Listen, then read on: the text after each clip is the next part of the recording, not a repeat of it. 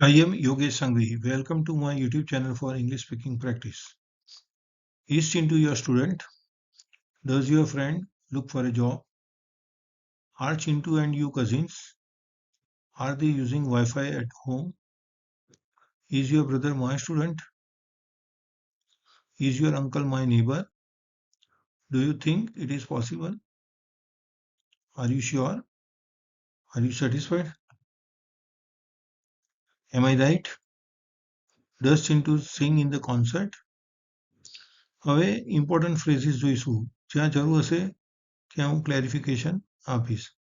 C you letter, પછી મળીશું. C you સૂન, જલ્દી મળીશું. સી યુ અગેન, ફરી મળીશું. સી યુ ટુમોરો, આવતીકાલે મળીશું. સી યુ ઓન સન્ડે, રવિવારે મળીશું. ગ્લેડ ટુ મીટ યુ, તમને મળીને આનંદ થયો. Same here. હવે એક સરખી પરિસ્થિતિ હોય તે દર્શાવવા માટે સેમ હિયર વપરાય છે. તમે તમારા કોઈ મિત્ર સાથે કોઈ ટેકરી ચડ્યા હોય અને ઉપર ચડ્યા પછી તમારો ફ્રેન્ડ કહે કે આઈ એમ ટાયર્ડ. હવે તમે પોતે પણ થાકી ગયા હો તો તમે કહી શકો same here. Same to you. હવે એક્ઝામ સમયે તમારો ફ્રેન્ડ તમને બેસ્ટ ઓફ લક કહે તો તમે સામે બેસ્ટ ઓફ લક પણ કહી શકો અથવા કહી શકો same to you. Repeat please. Can you repeat please? Congratulations, consolation, deep condolence. હવે કોઈ વ્યક્તિના રિલેટિવ એક્સપાયર થઈ ગયા હોય તો એ દુઃખદ ઘટના માટે તમે ડીપ કોન્ડોલન્સ શબ્દ વાપરી શકો. No problem, it doesn't matter. Sure, not sure. Agreed, not agreed. What does it mean? What do you mean? Absolutely yes, absolutely no. Of course yes. Done, not done. May God bless you. Have a good day. Happy journey. Take care. Me too. કોઈ વ્યક્તિ કોઈ experience કહે અને તમારે પણ એવો જ experience થયો હોય અથવા તમે પણ એ જ પરિસ્થિતિમાં હો તો તમે મી ટુ એ શબ્દ વાપરી શકો.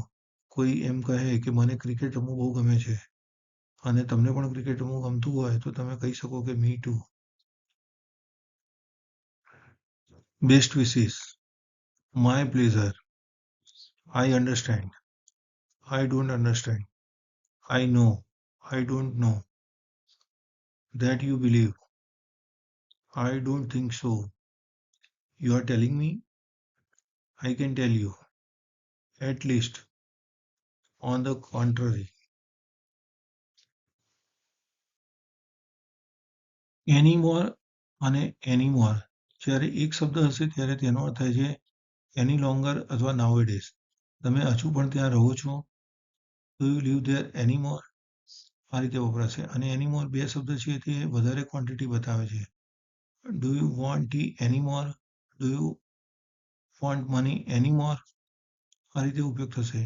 In writing, in black and white. In black and વ્હાઇટનો અર્થ થાય છે ઇન રાઇટિંગ એટલે કે લેખિત સ્વરૂપે. Cost of living, standard of living. According to me, મારા અભિપ્રાય મુજબ. ઇન એની કેસ, કોઈ પણ સંજોગોમાં. વાઇસે વર્સા, બે પરિસ્થિતિ એકબીજા સાથે પરસ્પર સંકળાયેલી હોય ત્યારે આ વપરાય છે. જેમ કે વિદ્યાર્થીઓ શિક્ષક દ્વારા શીખી શકે છે અને શિક્ષક પણ વિદ્યાર્થી દ્વારા શીખી શકે છે. તો આ રીતે કહી શકાય કે the students can learn from the teacher and vice versa. Again and again એટલે વારંવાર. સાઇડ બાય સાઇડ એટલે બાજુ બાજુમાં. ઇન જનરલ એટલે સામાન્ય રીતે. ઇન એડવાન્સ એટલે અગાઉથી. As a matter of fact એટલે સાચું જોઈએ તો. એટ વન્સ અચાનક. વોટ ફોર શેને માટે. વોટ નેક્સ્ટ પછી શું. નોટ એટ ઓલ બિલકુલ નહીં.